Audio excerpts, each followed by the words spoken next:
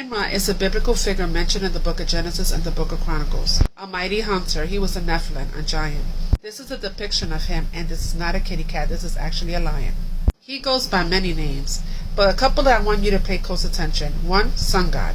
Nimrod, Santa, that's correct, Santa, Satan, Zeus, Odin, Baal. It's no secret that the Catholic Church worships the sun god.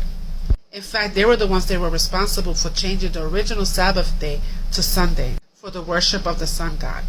Just pull it up and do the research for yourself if you don't believe me. In fact, the word Vatican itself means divining serpent. Odin Day for Ash Wednesday. So when the Vikings raided coastal towns, they brought their beliefs with them, including the laying of the ashes on Wednesday for Odin Day. Ashwad is correct. This is not in scripture. In fact, the cross itself is pagan. I explained in my past teaching, Joshua was hung on a tree. On Passover, he was not nailed to a cross. Ash Wednesday was not observed by the apostles. Ash Wednesday is not mentioned in either the Hebrew or Greek scriptures, commonly known as the Old and New Testament. Pause to read another name that he goes by, Krishna. Constantine's creation of Jesus Christ. When you're calling yourself a Christian, you're calling yourself a follower of Krishna. The early church was called the Way, and we were called disciples as well.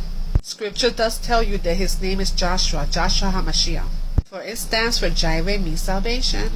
New World Order Insider exposes planned Bible corruption. In order to do this, the Bible would be changed. Key words would be replaced with new words having various shades of meaning.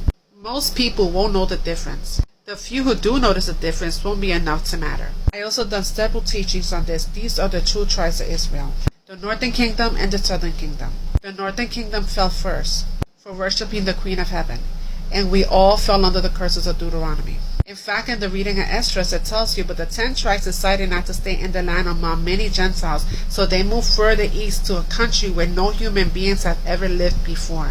That's why there's so many Hebrew relics found in the Americas and in the islands, including the 10 Commandments, written in Paleo-Hebrew. And they brought in the tribe of Judah on the Hail Zeus ship.